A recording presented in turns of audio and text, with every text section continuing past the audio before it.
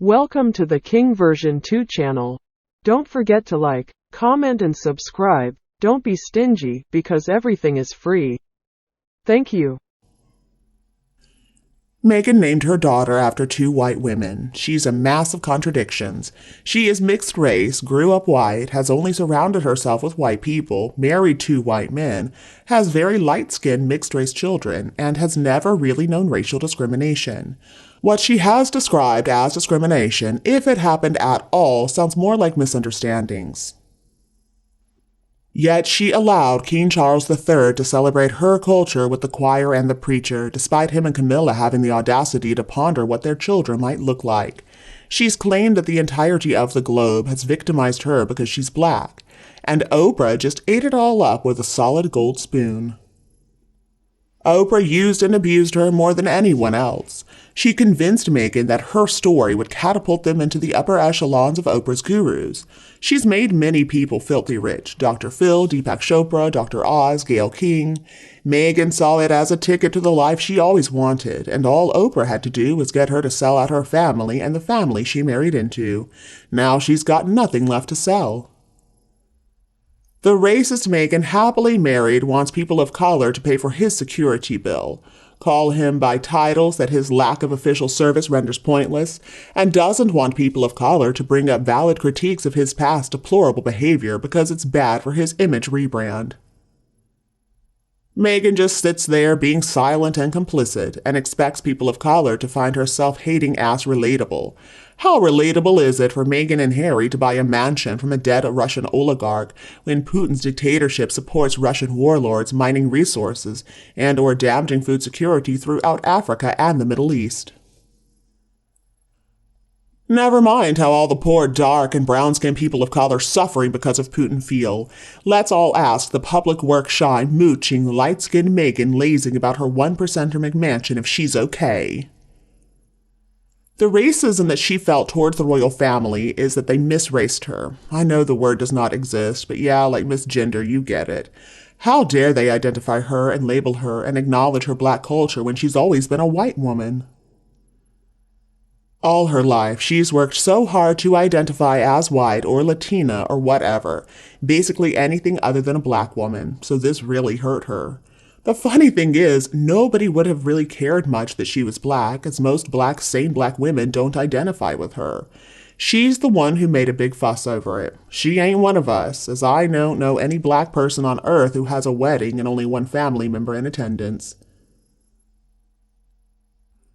Now let's talk about the poor children. I am on the fence about the reality of these children, but would not blink an eye in shock if it comes to light it was all a big scam.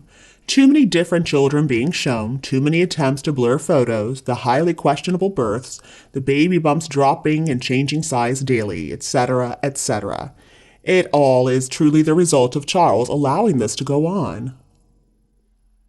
He surely knows the truth, yet nothing is stated either way. Do these children exist, or is this the biggest hoax ever perpetrated by a royal against his own royal house? Why won't Charles or William stand up about this? They look foolish, they look guilty, not the way Charles wants his reign to be remembered, surely. Deceit and lies to his people? I had seen the still pictures of Lily's so-called birthday party in the UK, and it was only this week I saw a short video of it. In the video, maybe 10 to 15 seconds long, Markle was holding the child called in the video. Markle was holding her strangely for a child standing with one arm going across her chest, and the other behind her back instead of holding her with both hands under her arms and fingers on her chest. The girl was very upset. I would have been also if after a year my mother still didn't know how to have a child, especially her second child. Then add in the awful 4th of July video of a very upset little girl. So I guess the only safe way the children are held by their mother is hovering over the grass without legs, and her mother not touching her like a picture of Lily they release. I replayed it slowly several times and stopped it to see her face as much as I could. I've painted and done portraiture for 65 years now, and looking at details is like breathing to me. With Archie, I can count at least 7 distinctly different little boys. It isn't really hard at all, but they blur the girl baby's image a lot more. Sometimes I think maybe Meghan Markle doesn't think that little face is camera ready, if you get my drift. Still, I think we've been shown several babies, and older girls too.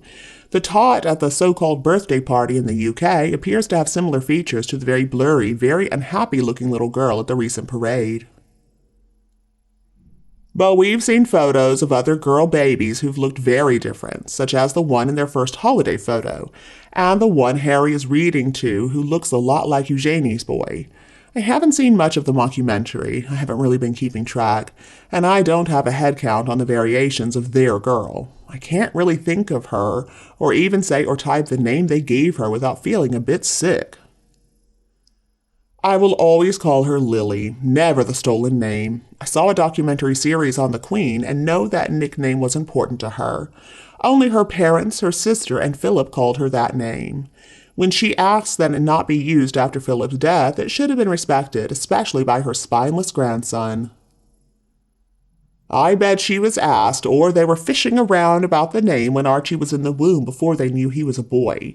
It never made sense that the Queen asked for a name not to be used when those that used to call her that were gone. Now it makes sense. Good thing that Philip's pet name for her was Cabbage. In the past, vegetables in the winter were hard to get outside of things stored in the root cellar. Cabbage was a veggie that could be grown in winter, hence the saying, "My sweet little cabbage." So sad that these two snake bellies could treat one of, if not the most respected women in the world. I hope Harry never has a good night's sleep for the rest of his life due to guilt for treating her the way he did. Markle is a long-time user of people and will cross the wrong one sooner rather than later. Besides, a source revealed that Meghan wanted those kids to look like Tyler Blondeau or other super famously attractive child models, and her kids aren't.